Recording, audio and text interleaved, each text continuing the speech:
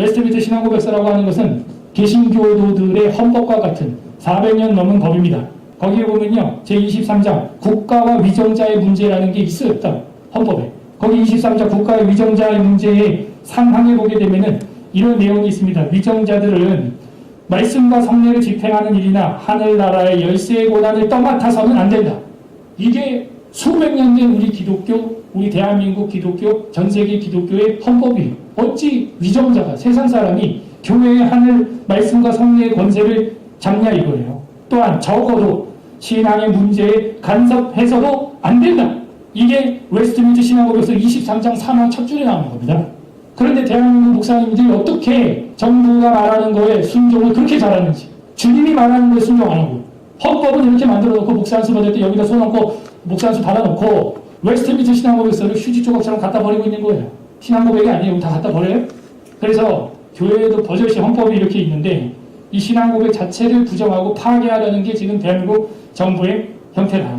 그리고 웨스트민스터 신앙고백서 21장 1항에 보게 되면 예배에 대해서 이렇게 나와 있습니다.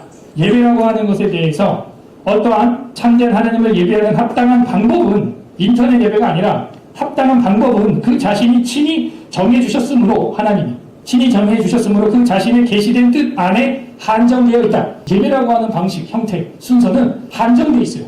그러므로 사람의 상상이나 고안 또한 사탄의 지시에 따라 어떠한 가결적인 눈에 보이는 구상을 사용하거나 성경에 규정되어 있지 않은 다른 방법을 따라서 하나님을 예배할 수가 없다.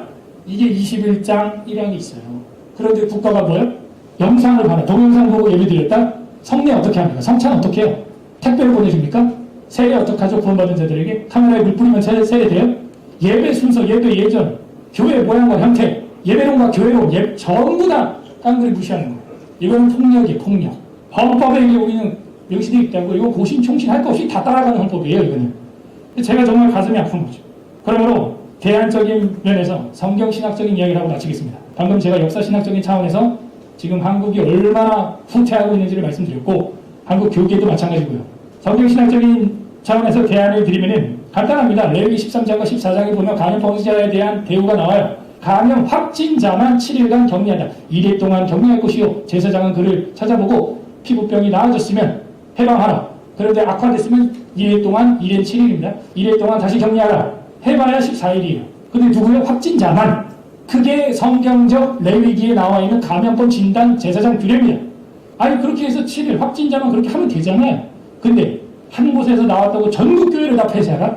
이런 발상은 어떠한 식당에서 균이 나왔다고 전국 식당을 막는 거랑 뭐가 달라요? 남아이름 중천국대 새치어로 그렇게 교회와 한국을 혼란스럽게 만든 총리는 회개해야 합니다. 또한 종교개혁자들의 역사를 살펴보면은 루터, 칼빈, 찌르갈리, 블링거 모두 다 흑사병 시대의 사람들이에요. 여러분 16세기 흑사병으로 유럽의 3분의 1이 죽었어요. 그때 예배 폐쇄했을까요? No. 예배 폐쇄 안 했어요. 오히려 더 적극적으로 예배드리고 간병하고 치료해서 기독교인들의 발병률이 비기독교인들보다 훨씬 낮았다라는 통계가 기독교 발음이라고 하는 책, 로드니 스타크라고 하는 비기독교 사회과학자가 쓴 책에 기록되어 있어요. 목사가 쓴 책이 아니에요. 그거는 비기독교 사회과학자가 쓴 기독교 발음이라고 하는 역사책에 역사연구소 책에 기독교인들은 오히려 더 열심히 모이고 예배드리고 치료하고 간병하고 기도하고 해서 병든 아들을 버리고 도망가고 은둔했던 비그리스도인들보다 더 발병이 낮았다는 거예요. 기독교인들. 왜? 기도하고 마음의 치료를 받고 서로 위로하고 하나님의 능력을 입으니까 치료가 일어나는 것이죠. 저는 그걸 믿습니다. 그래서 레위기적으로나 종교개혁사적으로나 누구도 교회를 폐쇄하지 않았어요. 루터도 교회 폐쇄 안 했어요. 역사병 때. 오히려 더 예배드렸고 만약 돌보다가 자기가 역으로 감염돼서 죽은 성도에 대해서 순교자 취급을 해줬습니다. 그러므로 우리는 역사신학적으로 보나 성경신학적으로 보나 지금 한국교회, 한국 국가와 교회의 예배 사태는 정말 후진적 정치다.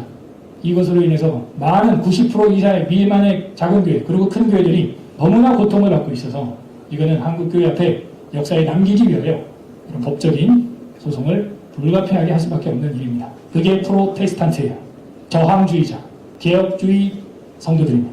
부디 우리가 이 싸움에서 승리하길 바라고 지금 이 시대의 평가가 우리가 마치 패배자로 평가가 될지라도 훗날 승리자로 역사에 남겨질 줄을 저는 믿습니다.